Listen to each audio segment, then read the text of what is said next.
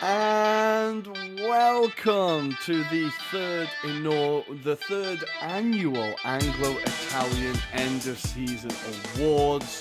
Thank you for joining us. As always, my name is Rory, and I'm joined by my very good friend Adam. Hey Rory, how are you doing?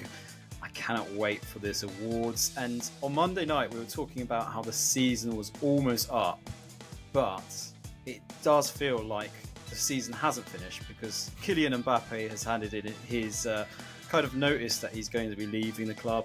Ricky Lambert has joined Matt Letizia in his conspiracy theories, and there's lots of transfer rumours. But more importantly, mate, how are you doing, mate? The drama never ends in football. Honestly, I was really thinking doesn't. the whole time when I was like, "Oh, how are we going to do shows across the summer? What would we be talking about? How will we find things to say?" And then, without a doubt, there will always be things to talk about. There'll always be things to talk about. So we might be back, but for now, we're going to concentrate on the awards. Adam, how are you doing as well? I never ask you.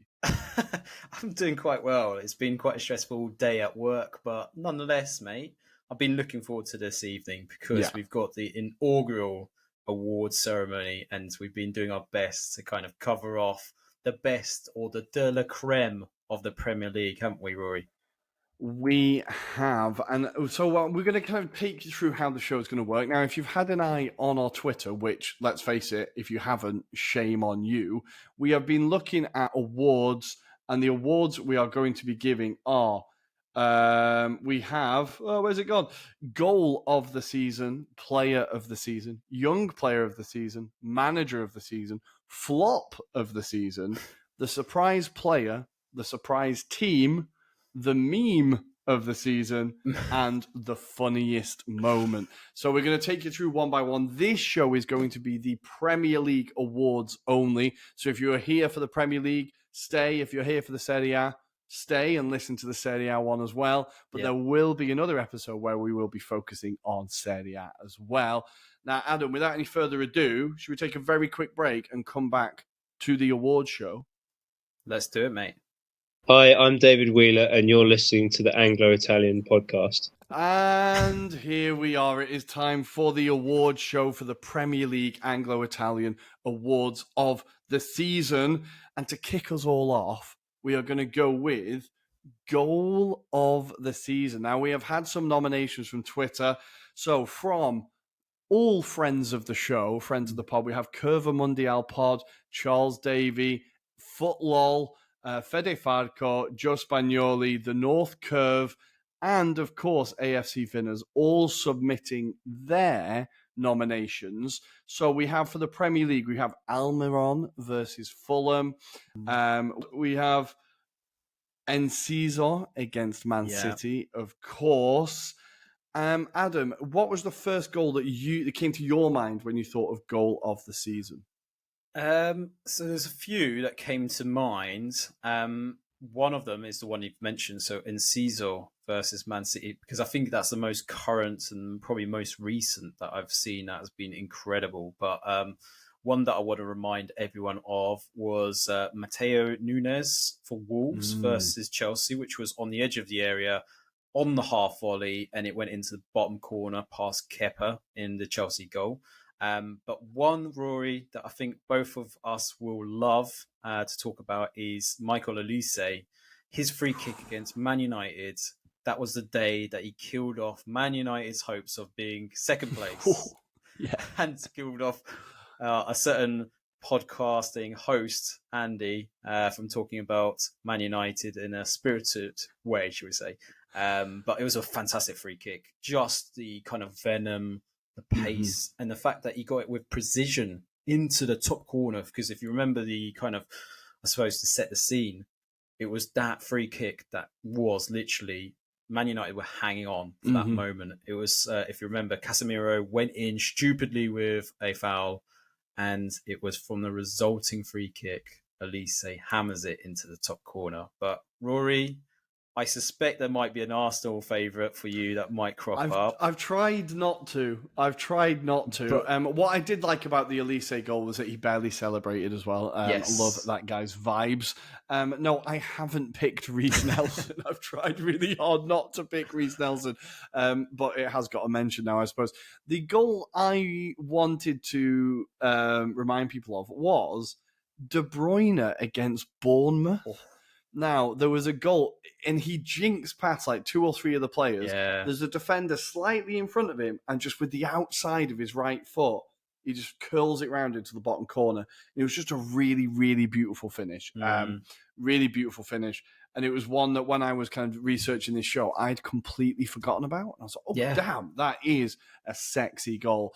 But the Arsenal goal I've picked to nominate, because there has to be one, because I think, well, I was in the stadium and it's a beautiful goal. Okay. It was Gabriel Jesus against Leicester. The first goal.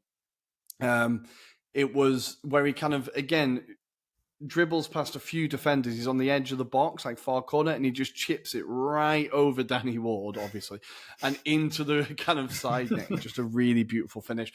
I think it was, not only because I was in the stadium, but I think it was a very, very genuinely very good goal, and his first goal for the club as well, so kind of a sign of things to come for him, really announcing himself for the club.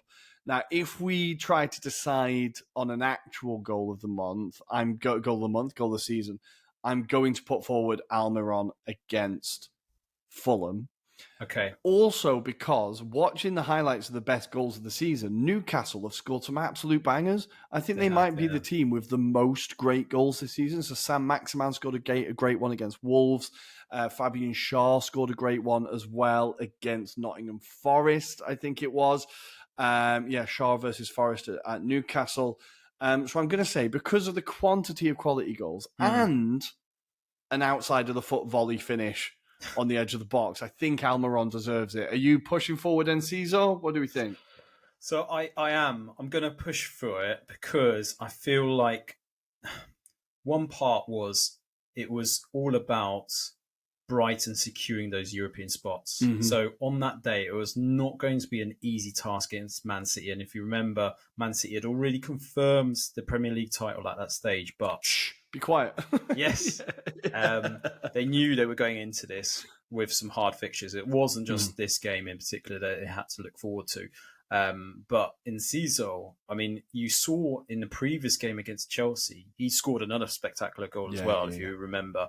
But this one tops it because if you look at how he kind of directs the ball, it's got enough kind of, I suppose, power in the shot that it just floats into that top corner. And for me, Rory, I love, I don't know if we'll probably just clip it, but there's a reaction from a Man City fan in the background going, fucking holy shit. That for me kind of goes against the top side. That was brilliant. That was epic. So for me, that gets my vote. I think you've convinced me, the importance of the goal. Enciso announcing himself on the stage, really, if you know what I mean. Like, he'd had a few performances, but a real announcement there. And a goal that keeps rising into the net is always a beautiful thing. So I think we're going to say, congratulations to Enciso. You are the first winner of an award this evening with the Anglo-Italian Pod's goal of the season. Nice. Quick round of applause. Nice. So the next category is going to be player of the season. Now, we have to try and make this a little bit interesting because we know who it's going to be in the Premier League. It's hard to look anywhere beyond that Nordic god. But in the name of being a contrarian, I'm going to put forward, because I said it on the pod last week, I'm going to put forward John Stones. I'm going to put forward John Stones for his performances for Man City at the back. I think defensively they've been a lot more solid in the second half of the season. He was a huge part of that. I think he's learned a new role. He's evolved as a player. And I think even though it's quite obviously Haaland, I want to put forward John Stones. Thoughts on John Stones this season? Do you think he deserves a shout? I think so. And the reason why, Rory, I've written 3 names down. Obviously, we've mentioned 2 already. So that kind of shows you, I think we're on the same wavelength on this.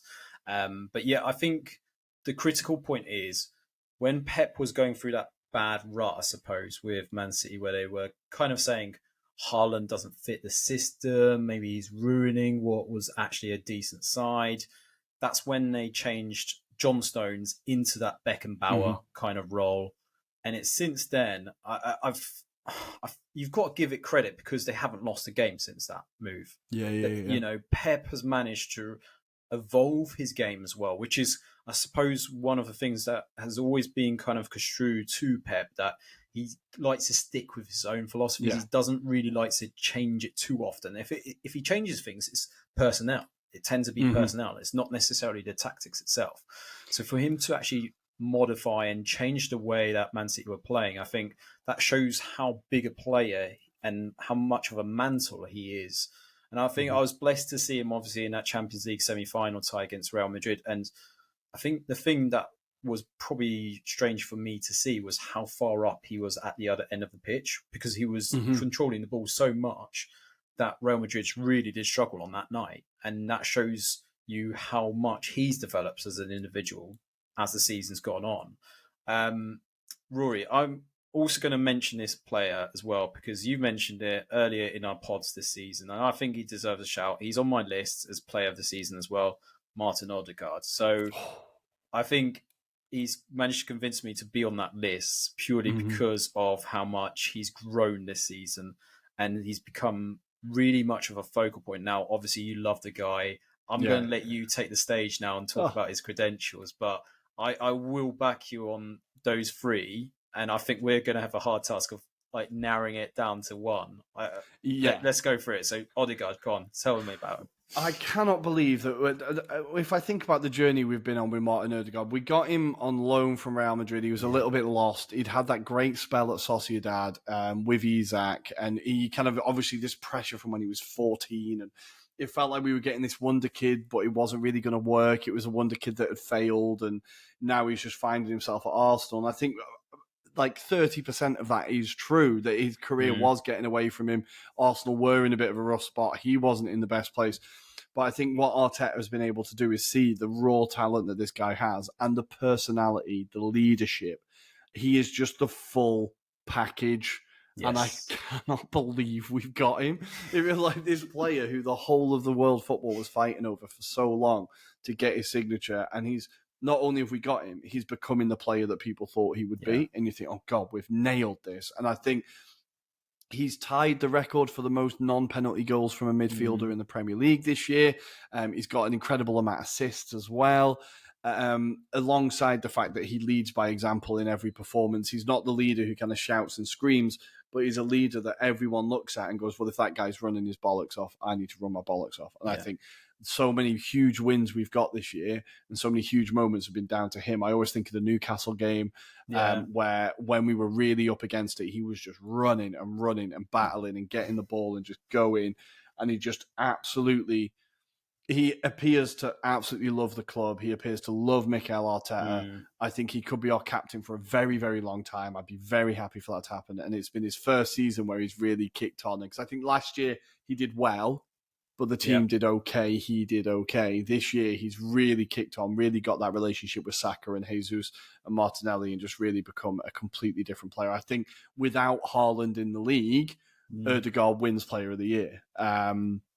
So, yeah, just cannot... I could talk about him forever. I just absolutely love the bloke. And, yeah, oh, God, Martin, thank you. What a season. What a season.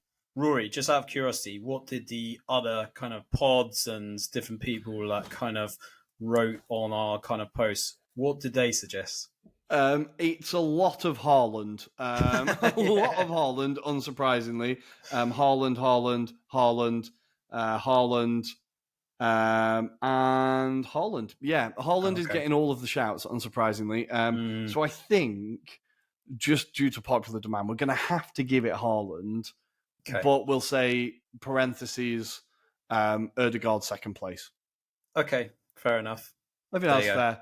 Okay, very nice. Congrats. Good. Thank you for reminding me. Applause, polite applause.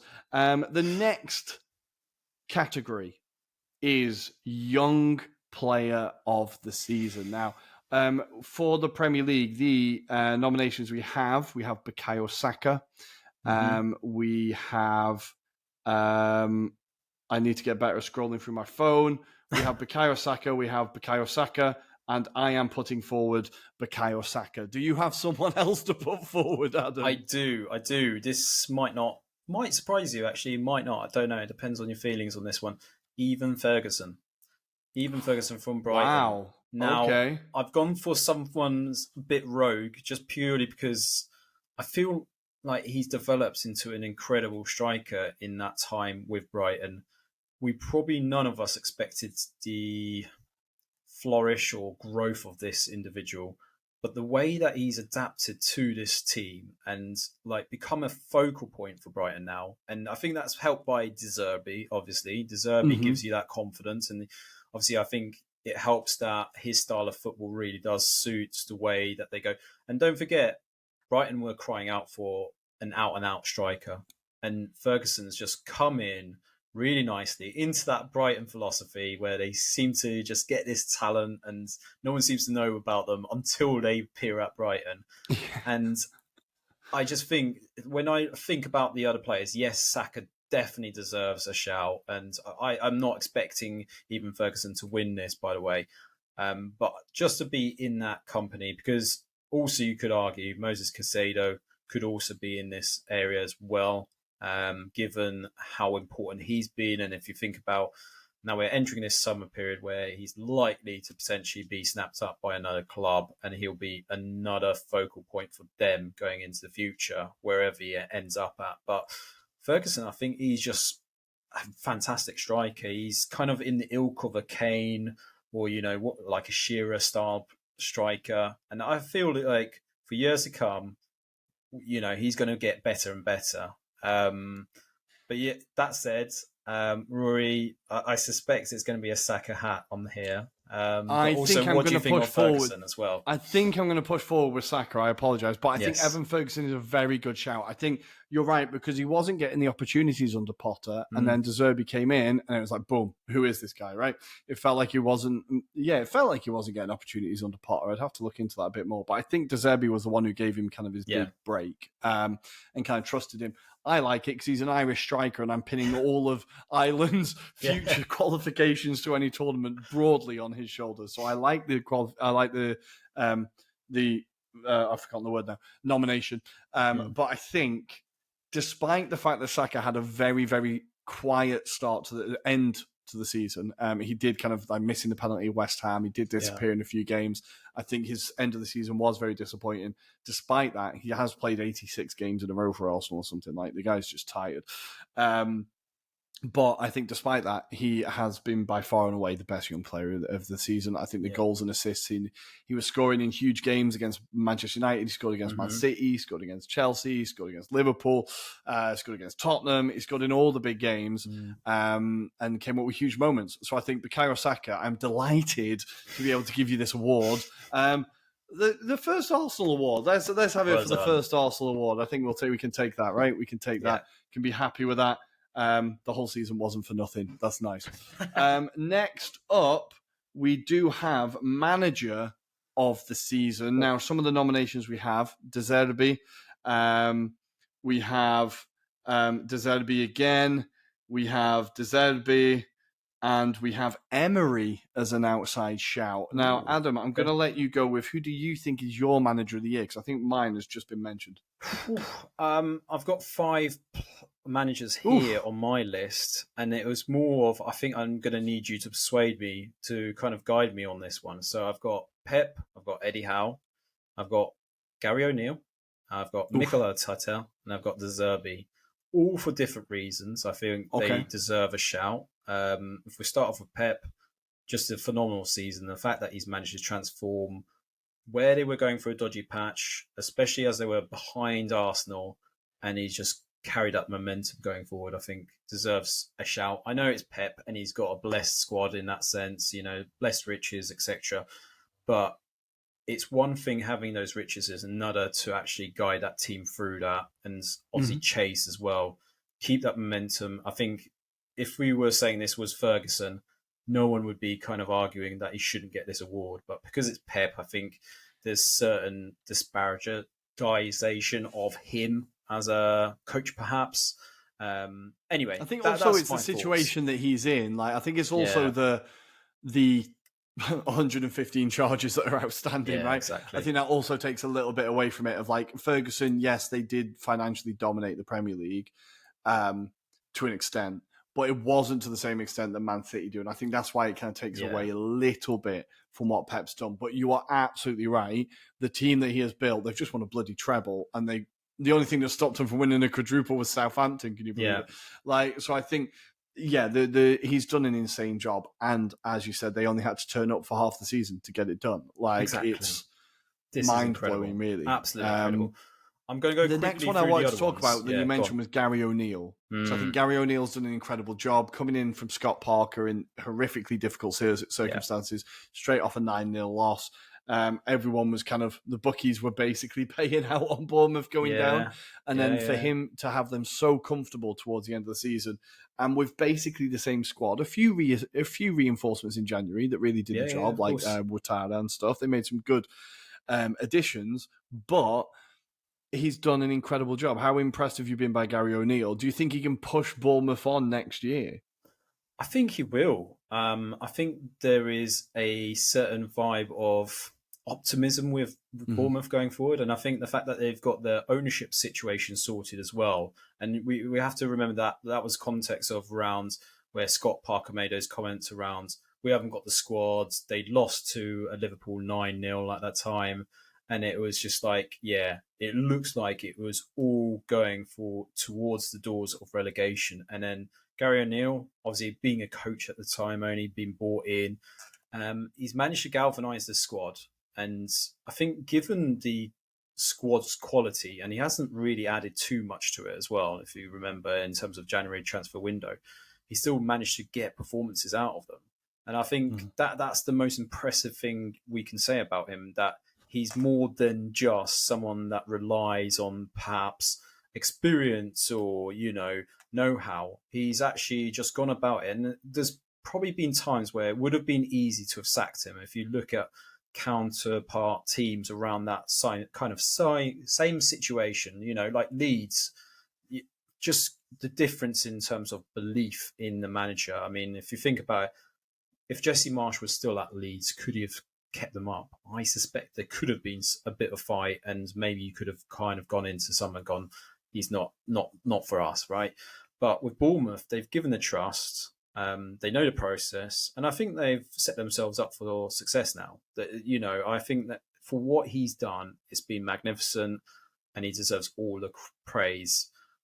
And I suppose that's where it is. I think, is he good enough though to be manager of the season? That's the question mark, right? I think you need to, as much as he's exceeded expectations, which he massively has, I feel like he's just not done it to the same extent as other managers. So I think the next one on your list that I want to talk about is going to be Roberto De Zerbi. Yeah. Because I think to come into the country and be roundly mocked by everyone who's never watched a non-English game of football. We all knew what he was like. We knew that it was an incredible appointment from Brighton. We knew that it was going to be positive, but we didn't think it would be this positive. And to take a squad that was doing so well under Potter, evolve the way they play, make them more stable make them more stable defensively, whilst making them more threatening offensively. He raised all levels of the pitch. He raised all areas of the pitch, and he's almost brought a new style of football to the Premier League. I feel like he has brought Zerbi ball, like De Zerbi ball is there, where the defenders hold the ball, they wait for the runners to find the space, they play two passes rather than one. Like, it's like fine tuning a type of football that was already in the league, but it's like his own stamp on it. And I think, obviously, it's an incredibly well-built squad and there's a lot of talent there, but I think none of them do any of that without being so well-coached. And I just think for him to get Brighton into Europe is it's the best achievement of this season. It just 100%. Is. I can't see anything above it. 100%. And I think we've got to put our minds back to when he first came into the job. His first game was against Liverpool and they drew 3-3 on that day. This was talking about defensive stability. I know, right? But we all said at the time, both you and me, there's going to be plenty of goals with De Zerbi, and he hasn't disappointed. He hasn't disappointed in that. But I think the most telling thing for me, Rory, is there was a recent interview with Paul Barber.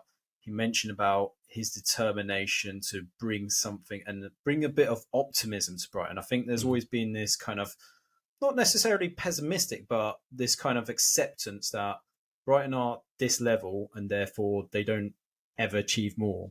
And he's brought in a new philosophy, new way of thinking. He's got the players also thinking, because I remember early on in the season, Solly Marsh kind of mentioned about the fact that he kind of challenged him and said, you've got to score 11 goals this season for me. And it was like, oh shit, I've never really scored more than 2 goals a season. Like, this is like a challenge. And he's actually increased his game and subsequently all the other players around him. So that's been phenomenal. And I think De Zerbi deserves a lot of plaudits for the way he's approached the game, the way he's gone about it. And it's beautiful. It's been beautiful football. And the fact that he's got them into Europe. And we also have to remember the backdrop of Graham Potter, really solid team he had at the time.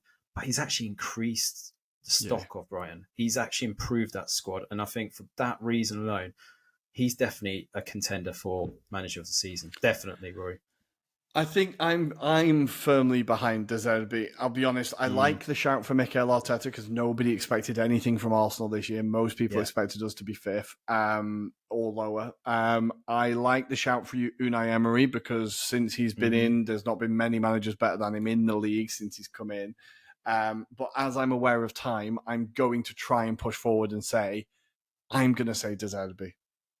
Okay, I'm also going to agree, just because I think it's going to be too Man City heavy as well. And as much as I appreciate Pep, I think just because of the job, I was just spoken about it. I love the fact that De Zerbi has owned it this season. So well played, De Zerbi. Absolutely smashed it. Good work, Roberto. Good work, Roberto. Next up, the next category is flop of the season. Now, some of the nominations we've got: flop of the season. We have, oh no, that's for Italy. Flop of the season. Where are the English flops of the season? Mostly it is Todd Bowley or Anthony.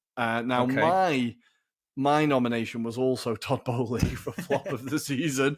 Adam, who is your nomination for flop of the season? So I've got 3 players here, 2 from the same team. So I'll go from no particular order.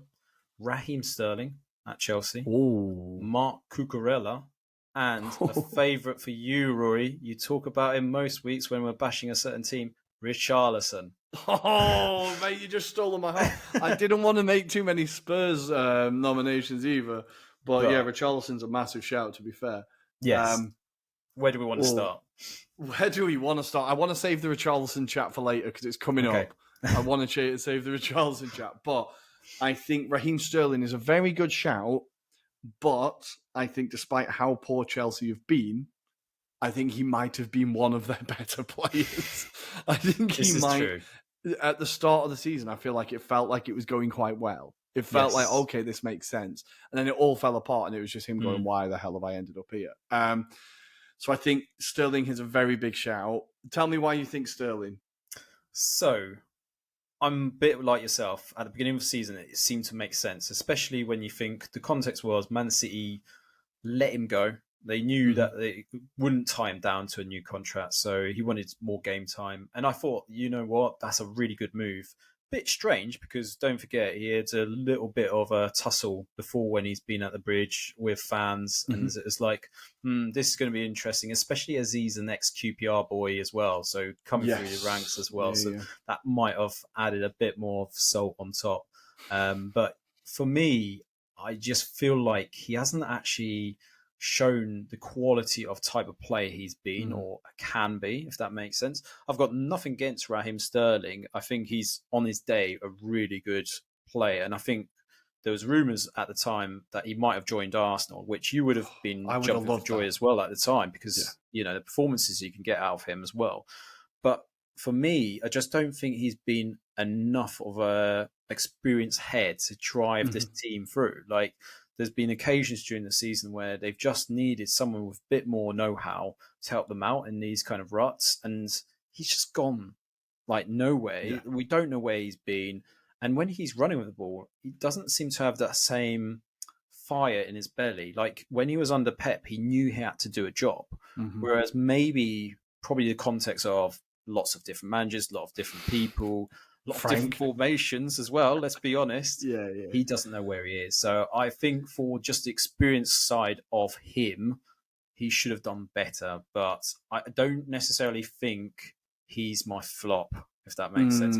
I've just put him in there as just something to. I think it's a good shout. I think kind of shout out. I think it's a very good shout. I think what we can already figure out is that the flop will be coming from West London. It will be coming from Chelsea. It will be someone involved in that organisation. I think Anthony is a very good shout from AFC Finners because he's been terrible as well. But worse numbers than Pepe. Can you imagine? Worse numbers than Pepe. And we got butchered for Pepe. I know. But I think my flop of the season is Todd Bowley. I think it's hard to look beyond Todd in terms of someone who's come into the league. And not only have they done badly, they've actively taken everything backwards and arguably done long-term damage to a club in the contracts that they've handed out. Massively. I think if you sent in someone like to sabotage Chelsea, they wouldn't have done as bad a job as Todd Bowley has done. Now, some of the young players he's brought in are very good. Badiashile looks incredible. Madueke looks very promising. Mudryk, there is a player there. But obviously, the problem is that he just thinks if you throw all of these players together, eventually magic will happen. But I think for Chelsea to finish 12th, I don't think they would have had as bad a season if there hadn't been the complete unrest of what happened throughout the season, whether it's Tuchel being sacked, Graham Potter being hired, then sacked. And a lot of these are all Todd Bowley's decisions, right? Yeah. Tuchel being sacked is Todd Bowley's decision. Potter being hired and fired, that's Todd Bowley. Frank being hired, that's Todd Bowley. So all of the decisions that he's made have made things actively worse for Chelsea. I think if he sticks with Tuchel, Chelsea arguably get Europa League, get Champions League, with that squad, because there's a clear idea, clear tactics, decent squad. I think Todd Bowley is the one that's caused this awful season or been the biggest part of it. So he is my main nomination, but I also like the shout of Cucurella because every time I've seen him, he's been absolutely atrocious. Cucurella? Yeah, I think just remember he was brought in just before that Bowley kind of was kind of instated as the chairman. But he's obviously backed. At the time, it was Tuchel. They did need someone on that left-hand side. If you remember, he was pretty much certain to go to Man City, but they couldn't agree the fee itself. And that's where Brighton kind of saw Chelsea, desperate state, and said, right, if you want him, here's what you've got to pay. And they kind of bent over backwards to just bring him in. And that's on the back of one good season that he had in the Premier League. Now, don't forget, he had a good season with Brighton, but if you talk to Brighton fans, they wouldn't say he was magnificent. They would have said, he had a good season, but nothing more. And you've seen it in the performances. I mean, probably also when we're comparing Raheem Sterling with Cucurella, they've had very similar kind of fortunes in terms of this season, being played in different positions. If you remember, Cucurella has played in the centre-back position, left-hand side of a free. He's also played on the left-hand side, also played as a left wing-back. He's also played as attacking left-hand side attacker. So I think it's been just a mixture of performances from him, but defensively, he's just so poor. If I remember rightly, there's one game that really sticks in my mind, which was the Spurs game. Do you remember when it was the famous handshake incident? But it was that we're coming on to that. We'll go into that, definitely. Yeah. But that last goal kind of sums it up because he should have cleared his lines, if you remember. Obviously, Koulibaly was on the line for whatever reason, just let it through him. But Cucurella was supposed to be really attacking his man, and he, I wouldn't expect it from him. But no, equally, he should do better. Another sneaky little shout for flop of the season there as well. Koulibaly is a massive shout for flop of the season as well. But if you agree with me, Adam, and you can feel free to disagree, I'm going to say Big Fat Todd wins it. I think so because he's caused more mayhem and he's just been, as we've called it, the flop of the season. But in a surprise award, Todd, I will give you the box office award for providing the most entertainment just pipping Nathan Jones to the award. So congratulations. You're not going home. You're getting 2 awards, a good one and a bad one. Congratulations, Todd Bowley. The next award coming up is going to be Surprise Player of the Season. Now, Curva Mundial Pod put up Erdegaard as their Surprise Player of the Season. Okay. Footlol say Nathan Ake. We have Surprise Player, no. AFC Finners, where's he gone? Surprise Player, Almiron. Now, I'm not sure about Almiron. He did have a good season last season under Howe as well. But of those nominations, do you think Erdegaard is a decent shout? Palinia as well has been suggested by Joe Spagnoli. Who do you think? That's the one I would have gone for, that last suggestion, Palinia. Purely because I think, if you remember the context of him coming from Sporting Lisbon to Fulham, I think Fulham was another side that everyone predicted to go down. They expected it to be the Fulham of 2 seasons ago, where they just bought loads of players. There didn't seem to be a philosophy, and it was just a mishmash of like styles going on, I suppose. But Paulinho has got himself stuck in. Obviously, being in a different place as well, the football being slightly different, he's adapted really well. But he's become the focal point for Fulham. So if you remember, there's midway through the season, he came out of that because I think it was due to an injury, and they lost. They lost a few games. As soon as he came back in, shored it up, they were back to playing their solid style. And Marco Silva has also credited him for being the kind of impetus for them being so high in the league. Don't forget, they have fallen off a little bit, and that's probably to do with Mitrovic as well. But I think he's been a fantastic player. Absolutely fantastic. What about you? He's been like, I want to talk about him a little bit more further on in the show, but I think he's, to how key he's been to that team, and a player that I knew nothing about. Not really. I didn't know anything about him. Maybe I'd seen him in the Champions League a bit and from Portugal, but I didn't know anything about him. And then when I saw him, I thought, okay, this is a player that in a few years' time, someone's going to be spending 60, 70 million on him. Yeah. Like, he's just an incredible player. So, I think he has a very, very good shout. I think Nathan Ake is a very big shout. Man City do this all the time, where they sign a player, don't use them, and you think, oh, it's flopped. Still keep an eye on Calvin Phillips. And then they use them, and all of a sudden they're amazing. And I think Nathan Ake, when he scored that goal against Arsenal, he got the first goal, and he's just like, for frig's sake. But he's playing left back, and he's not a left back. And then you see he's just an incredible footballer, physically huge, and just he's like the complete package. Champions League final, drops an absolute like all-timer performance, and you're like, okay, this I did not see this coming from the guy that from Bournemouth that everyone thought you spent too much money on. Like, I did not see this one coming. So I think Ake is a very, very good shout. And I think I might steal that nomination, because I did have Colwill down, because I didn't really know anything about him either. Chelsea now being desperate to sign him back is quite funny, because of course they are. But I think I'm going to put Ake ahead of Colwill. I think Joe Spagnoli's convinced me. Okay, well, let's go with that. I think that is a good shout, so let's go with that. Nathan Ake gets it. Nathan Ake gets it. Congratulations, Nathan. Congratulations. Next category is Surprise Team of the Season. Now, my nomination is going to be Aston Villa.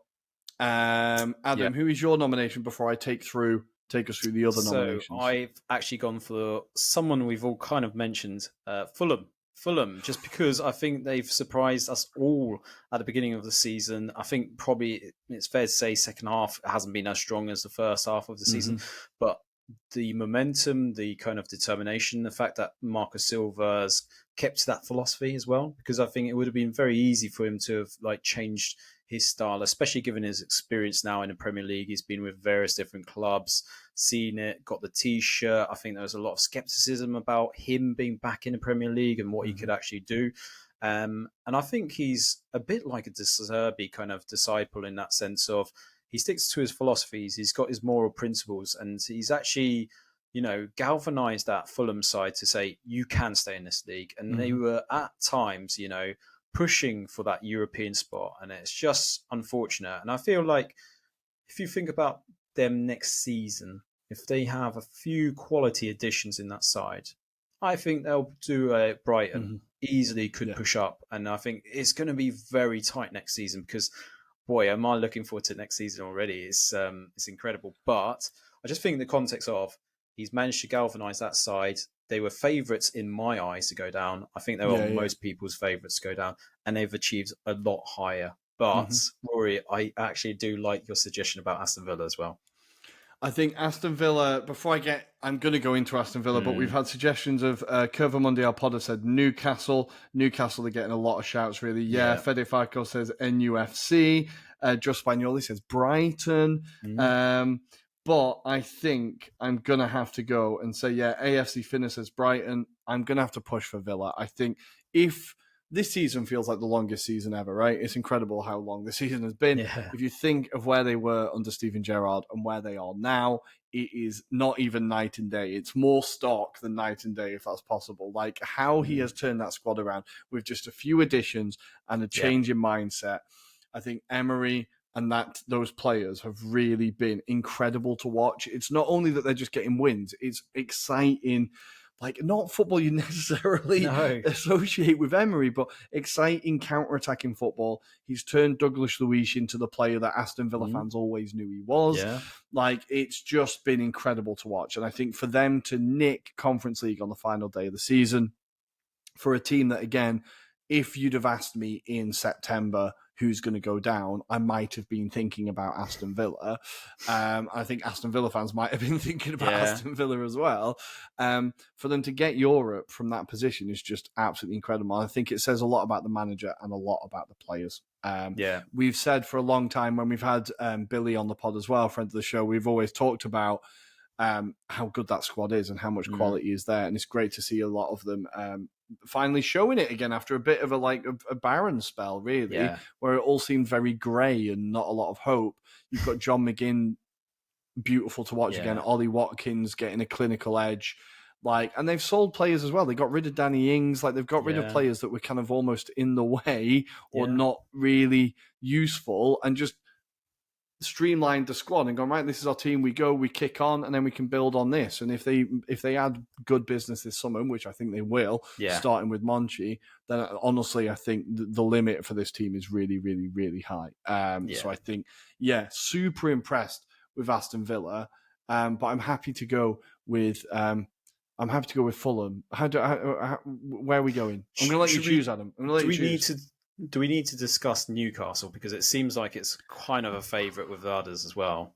Yeah, we do kind of need to talk about them, don't we? I feel briefly? like it's kind of like Man City. It's kind of like, yes, you've achieved this incredible thing and it's incredibly well coached and the team are good to watch and you battered Spurs 6-1 and thank you for that. But I think there's just something about it where I'm just like, it's not as impressive. It's just not as impressive. And I expected Newcastle to build. Now, did I expect them to get Champions League? Probably not. But I expected them to get Europa League. Or Conference League, I'll be honest. Yeah. Whereas I in no way expected Villa to get anywhere near any. Yeah, exactly. So I think, I don't know what are your feelings on Newcastle? I'm in two minds. Yeah, I mean, I think they've done a magnificent job, but I do agree with you. I think at the beginning of the season, I definitely had them for the top 5 easily. I thought they would be challenging it. It was just a question of which side might have fallen off, etc. Because there's always one side that is predicted to be in that top 4, top 6 mix, but then falls off. So for me, I agree with you. And I think, just the shouts of Brighton, yes, they have been magnificent, but I think we've given enough credit to them so far of this award. We want to spread it around a little bit. Spread the love. Spread the love. So my dilemma is this, Rory. We've got Fulham that have done really well as first half of the season, and second half of the season has been Villa. And Villa have been quality probably from the beginning of that kind of cycle, but they just didn't have the right management structure, it's fair to say. So from my point of view, I think I'm swaying to Villa purely because I feel like what Emery's done, he's utilised the same players, like you've said, galvanised it with the likes of Alex Moreno, for example, even though they had the likes of Lucas Digne in that squad as well.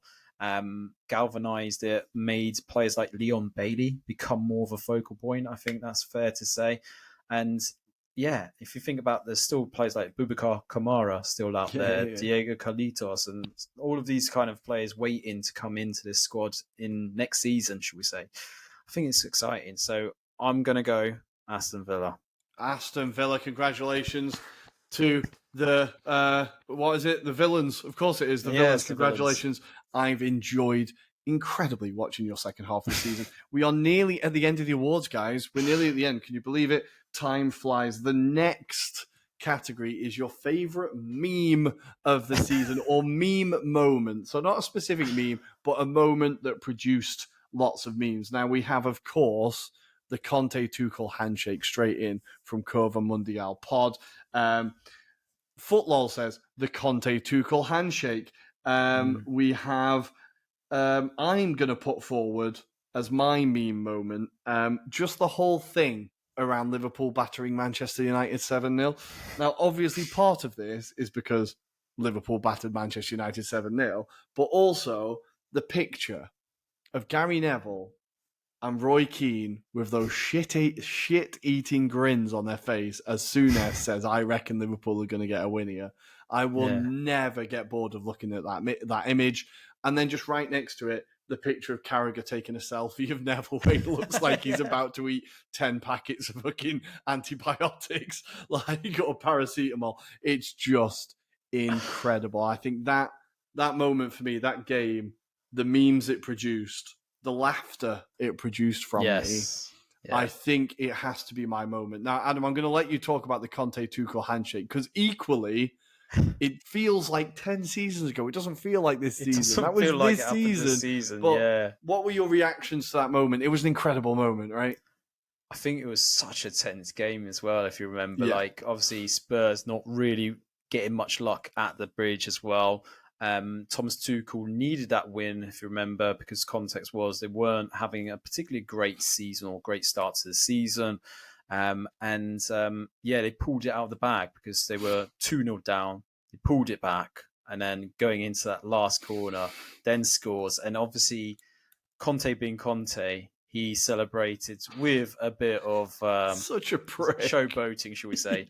And obviously, he was still respectful to the Chelsea fans. But that moment in particular, as soon as you kind of saw him kind of give the handshake to Tuchel, but Tuchel grabs hold of him and then like, what's this? Like, come on. And then it was beautiful. It was absolutely amazing seeing those scenes. But yeah, we wouldn't encourage it. Let's put it that way. We wouldn't encourage those scenes again. I'm definitely encouraging it. It's one of the things that the commentators are like, oh, we hate to see that. Shut up. No, we love to see it. More of that, please. As a little honorary shout, because it feels like I've not talked about Arsenal for a while, the Twitter page, Out of Context Ben White, has given me a lot of pleasure this season because that guy's such a shithouse on the pitch. I really do suggest it as a follow. But I think I'm going to say, because it's going to be a timeless moment for the rest of Premier League history, that screenshot is going to have to be the Tuchel Conte handshake. I think it has to get the meme moment, right? That is going to be unforgettable in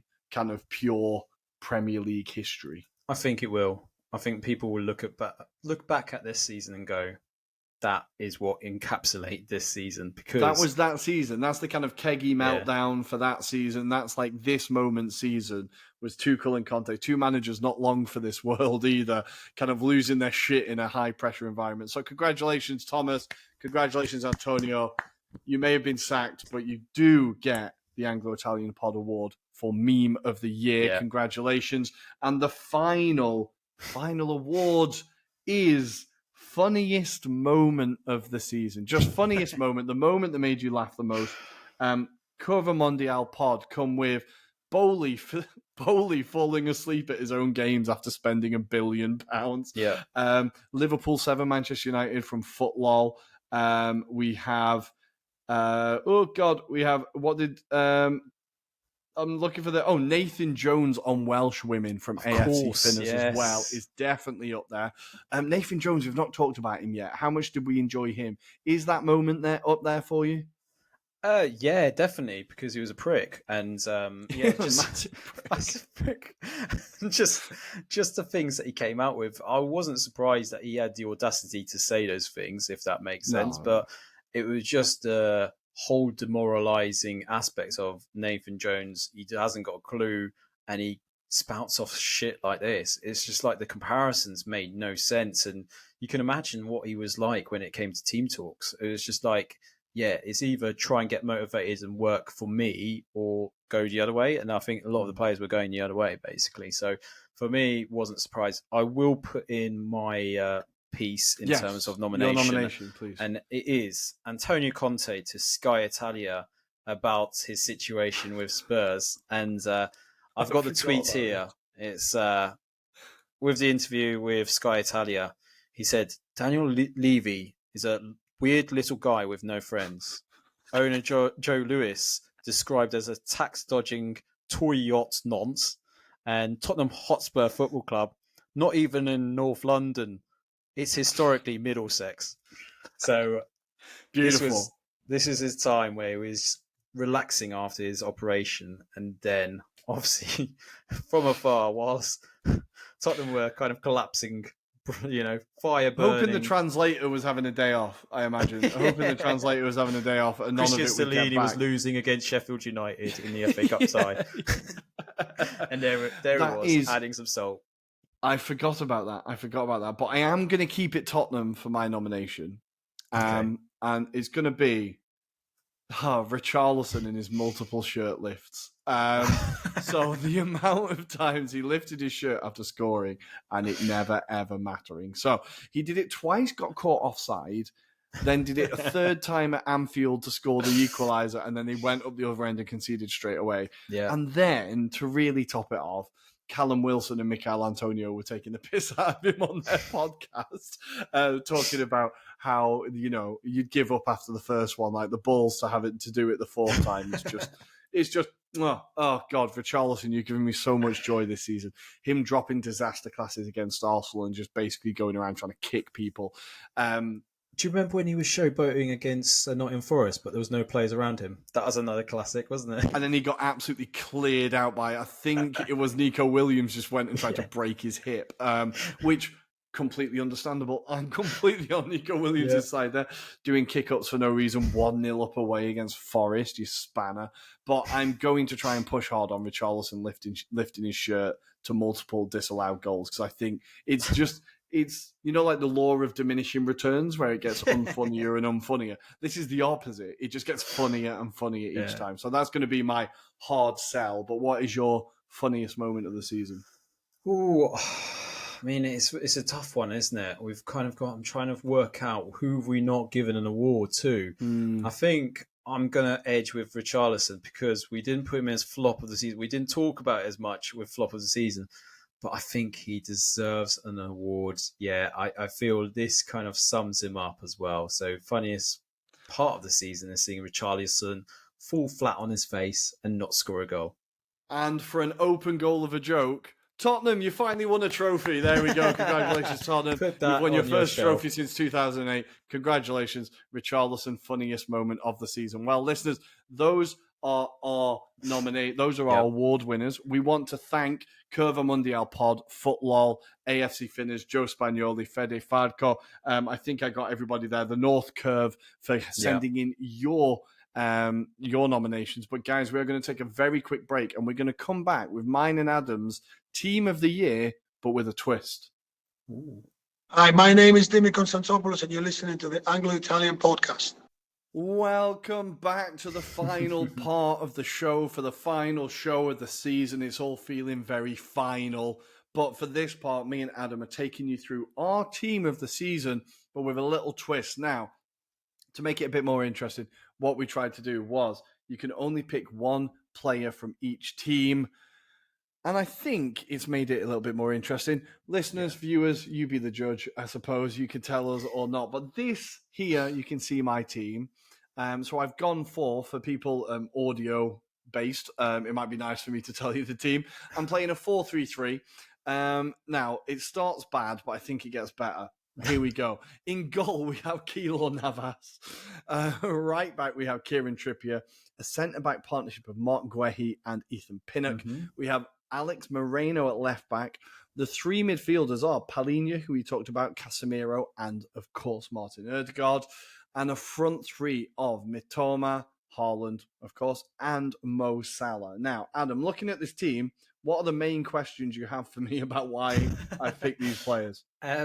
So I don't know why, but I'm drawn to Casemiro because I feel like he's a player that has had a good season, but I also question mark like his temperament this season as well. It's a very fair point. He got sent off a lot. And it may be, the more I think about it, I could have picked a better Manchester United player like Marcus Rashford, for example. Possibly. Is now blaring in my head like, why did I pick Marcus Rashford? Why I picked him was because I can't judge Man United fairly. No, I don't know. I think because he has been incredibly important to Manchester United. He's the player that they needed. They brought him in and he's done very well. And also, he's unlocked a much more of attacking part of his game that I didn't really know he had. He's chipped in with quite a few goals. He has, He didn't really have that at Real Madrid. And I think his passing statistics are some of the best in the league. Like his ball retention is very good. So I think despite him being the loosest of loose cannons, I think he's had a very good season. So that's why he gets in there. Yeah, any other players that you want to ask about, and then I'll ask you about yours? I think it's a weird one, isn't it? Mo Salah, I'm not naturally drawn to him as being a great player this season, but when you look at his scoring record, it's been incredible. If it wasn't for like the other strikers in the league, you'd be kind of going, well, he's like Ballon d'Or like quality, you know. And this in the mindset of he could have scored a hell of a lot more had he not missed from the spot, because he's missed a few this season. The other one that kind of springs to mind is Guehi. Like, I know he's a good centre back, but maybe not his strongest of seasons this year. I can see why you were struggling. Would it be a surprise if I said I started with the attack? Would it? Because okay. I think I brought all my good players at the front, and then we're struggling by the time we got to one of those. I think Mark Guehi, I was trying to find. I'm a bit miffed by, and then Navas as well. Navas is quite an interesting one because yes, we know about his credentials at both PSG and Real Madrid. I don't know how much he actually added to Nottingham Forest's kind of survival. Let's put it that way. Probably not helped by the defence in front of him, to be fair, though. Yeah, I'm going to try and... So with Mark Guehi, I think I was struggling at this point, right? So I've tried to find some statistics that back me up.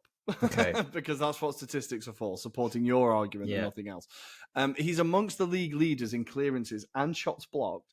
And he started 37 of the 38 games this year for Crystal Palace. So I think he has been an ever-present, and he's been key to their defensive performances. That's as much as I can back that one, really. He is a very good defender, but you're right, not his greatest season. Keylor Navas, for some reason, I was intent on not picking Jordan Pickford. I'm not sure why. I remember talking about this offline. I'm not sure why. I was like, I can't pick Pickford. I did have Nick Pope until I went for Trippier, and I was like, well, look. Then I looked at Keylor Navas' stats, and I was like, this is going to be a hard sell. Yeah. His saving percentage is pretty terrible. He kept like 2 clean sheets since he arrived. But that being said, I think he made some pretty big saves for Nottingham Forest, even in the Arsenal game where we bloody fucked it up. Yeah. And so maybe that's where my bias is coming from. But also, I think I remember us talking about the fact his experience has helped Forest get where they got to. I think them bringing in someone who's been where he's been in the changing room, this is me really trying to sell it now. I think he had a positive impact on Nottingham Forest, but it's mainly because I didn't want to pick Jordan Pickford. This is very true. I do feel sorry for Dean Henderson in this situation. He's not done anything wrong, and he gets replaced by someone that is playing at PSG. That kind of sums it up. That is very true. I was very tempted to just go for Bazunu just because he's an Irish goalkeeper. I was just going to go on it. But I couldn't. Even I didn't have the balls for that. But guys, I think the rest of the team kind of makes sense. Ødegaard, Palhinha, Pinnock has had an unbelievable season. Aerially, he's amongst the best in the Premier League in terms of aerial duels won. Moreno, we've talked about the impact he's had at Aston Villa. So I think the only one I'm now thinking... the only 2 I'm now thinking maybe I should have thought 3 are Casemiro, Guehi, and Navas. But damn it, I stand by it.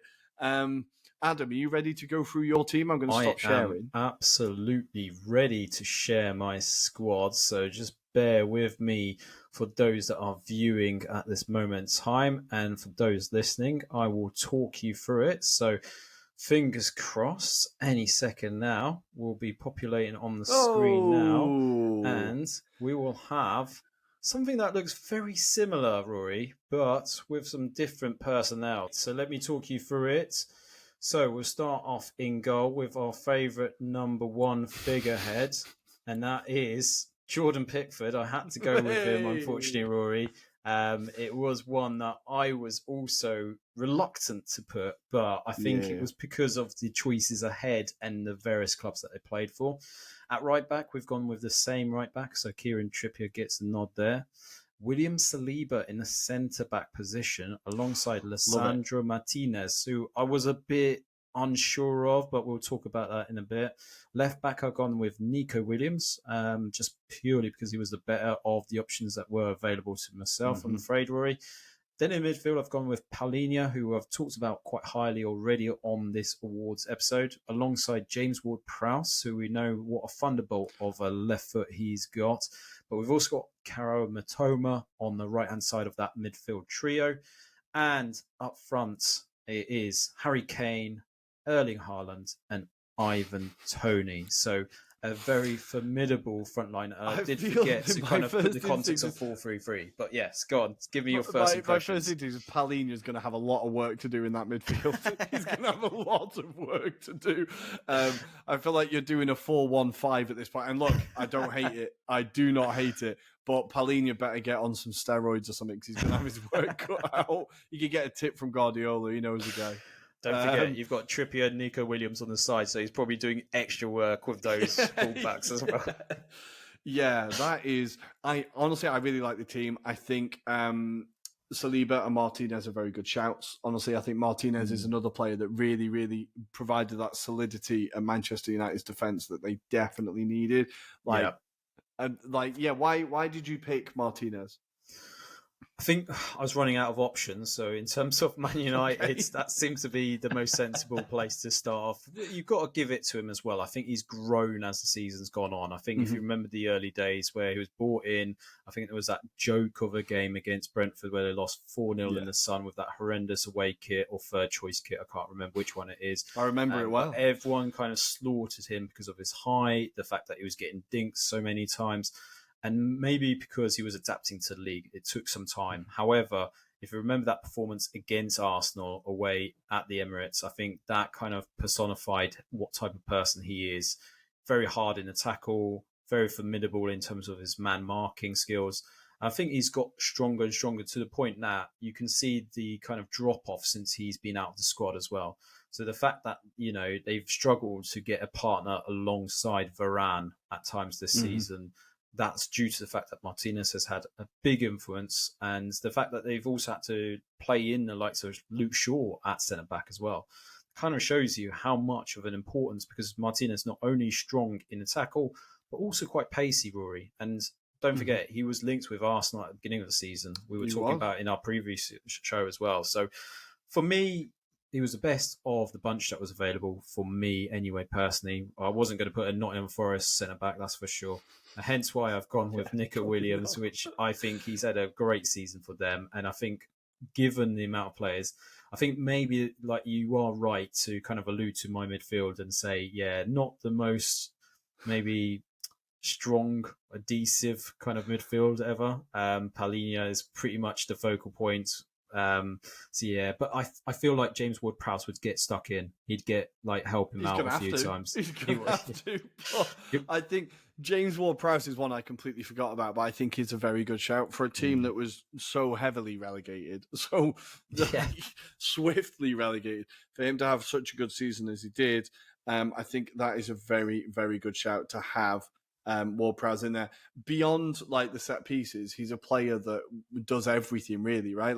Was it just the set pieces for you, or what was it that made you? No, I think it's his overall game. I think you've rightly called out that despite the season that Southampton's had, he's been the focal point. He's been a star man. He's just been a man that they've had to rely on. And I think I remember talking on our pod earlier this season about how James Ward-Prowse said, we don't have the experienced people amongst us because it was quite a young squad. And, he's had to act as that kind of, statesman-like kind of man in the squad, pull them through these kind of periods. And I think at times towards the end, when obviously the caretaker a manager whose name eludes me, Ruben, forgotten his surname, but in those kind of days, if you remember that performance against Arsenal, he was formidable alongside Lavia as well. So I think that's the reason why I think he deserves a shout in this team. I think if he was playing for any other team, we'd be saying